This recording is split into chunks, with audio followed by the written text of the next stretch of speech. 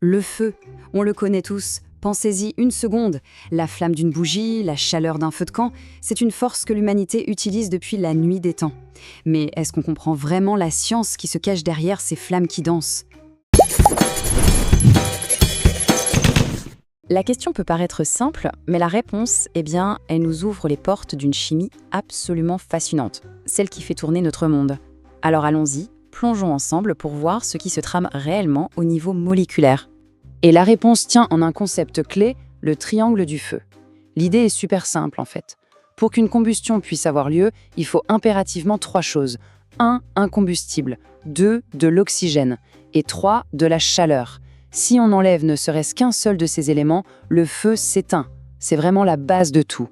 Alors ce qu'on va faire, c'est justement décomposer ce triangle, voir chaque élément l'un d'après l'autre, pour vraiment piger la chimie incroyable qu'ils créent quand ils sont réunis. Bon, avant toute chose, il faut bien comprendre que la combustion, ce n'est pas de la magie, c'est de la pure science. C'est une réaction chimique. Le terme technique, c'est une réaction exothermique. Ça peut paraître un peu barbare, mais ça veut juste dire qu'elle libère de l'énergie. Et cette énergie, on l'aperçoit comme de la chaleur et de la lumière, tout simplement. Allez, on attaque le premier côté de notre triangle, le combustible. C'est quoi ? C'est tout bête, c'est la matière qui brûle, la substance qui sert de nourriture au feu. Et des combustibles, il en existe toutes sortes. On a les plus classiques, les combustibles fossiles comme le pétrole ou le charbon. Il y a aussi les biocombustibles comme l'éthanol qu'on tire des plantes. Et puis on a les combustibles synthétiques. Là, on pense tout de suite à l'hydrogène, celui qu'on surnomme souvent le carburant du futur. Maintenant, attention, tous les combustibles ne se valent pas, loin de là. Pour mesurer leur puissance, on utilise ce qu'on appelle le pouvoir calorifique. En gros, c'est la quantité d'énergie qu'un combustible peut libérer. Si on jette un œil au tableau, on voit bien que le gaz naturel, par exemple, est beaucoup plus puissant que le bois. Mais il y en a un qui explose tous les records. Regardez-moi ce chiffre. L'hydrogène, c'est 143 kJ par gramme. Pour mettre ça en perspective, c'est presque 3 fois plus que le gaz naturel et plus de 7 fois plus que le bois. C'est dingue. Et c'est exactement pour ça qu'on entend autant parler de l'hydrogène. Il renferme une quantité d'énergie absolument phénoménale pour son poids. Ok, on a notre combustible. Passons au deuxième côté du triangle, qui est tout aussi indispensable, parce que même le combustible le plus puissant du monde ne pourrait pas brûler sans lui. Je parle bien sûr de l'oxygène, ce qu'on appelle aussi le comburant. Et de l'oxygène, il y en a partout autour de nous. L'air qu'on respire en ce moment même, il est composé à environ 21% d'oxygène. C'est vrai que c'est l'azote qui domine, mais ces 21%, ils sont cruciaux. Sans eux, pas de combustion possible. D'ailleurs, il y a une expérience toute simple qui le montre très bien. C'est un grand classique. On prend une bougie allumée, on met une cloche en verre par-dessus et hop, la flamme s'éteint. La raison ? Elle a tout simplement mangé tout l'oxygène qui était coincé sous la cloche. Plus d'oxygène, plus de feu, c'est imparable. Mais ce qui est intéressant, c'est que la quantité d'oxygène, elle change aussi la qualité de la combustion. Qu'est-ce qui se passe s'il n'y a pas assez d'oxygène ? On obtient ce qu'on appelle une combustion incomplète. C'est la flamme jaune qui produit de la suie.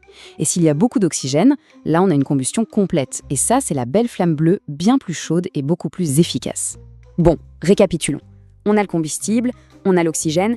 Qu'est-ce qu'il manque ? Il manque l'étincelle de départ, l'énergie initiale pour que tout s'enclenche.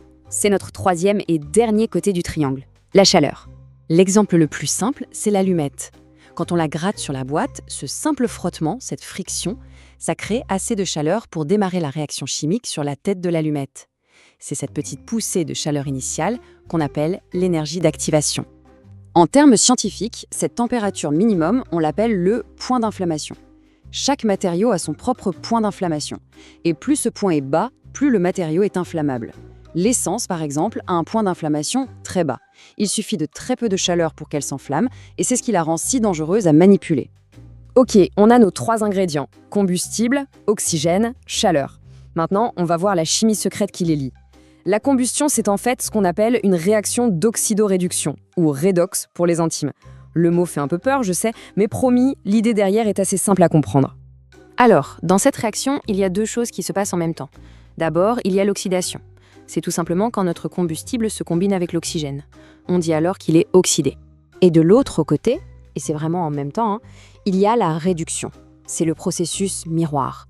L'oxygène, en s'associant au combustible, est de son côté réduit. Ces 2 processus, l'oxydation et la réduction, sont inséparables. L'un ne va pas sans l'autre. C'est un peu comme un échange, un donnant-donnant au niveau des atomes où des électrons sont transférés. Le combustible donne des électrons, l'oxygène les prend. Et c'est justement cet échange, cette transaction chimique qui libère cette quantité folle d'énergie qu'on ressent comme de la chaleur et qu'on voit comme du feu. Et comprendre tout ça, ce triangle du feu, ce n'est pas juste pour la culture générale, c'est hyper important. C'est la clé qui nous permet de contrôler le feu, de l'utiliser et bien sûr de l'éteindre quand il le faut en toute sécurité. Et la logique est super directe. Pour tuer le feu, il faut casser le triangle. Comment ? Eh bien, on peut enlever un côté. Soit on supprime le combustible, par exemple en coupant l'arrivée de gaz, soit on supprime l'oxygène, on étouffe le feu avec une couverture, ou alors on supprime la chaleur. C'est le principe de l'eau qui refroidit le tout en dessous du point d'inflammation. Mais attention, il faut choisir la bonne méthode. On ne peut pas faire n'importe quoi. Et cette question est un excellent exemple de pourquoi il est vital de connaître la chimie du feu qu'on essaye d'éteindre. Alors, voilà la réponse. Si on jette de l'eau sur un feu de sodium, au lieu de le refroidir, l'eau va avoir une réaction chimique ultra violente avec le métal. Le résultat, ça va produire encore plus de chaleur et en plus, ça va libérer de l'hydrogène, un gaz hyper inflammable. En gros, en essayant de l'éteindre, on ne fait qu'alimenter une véritable explosion.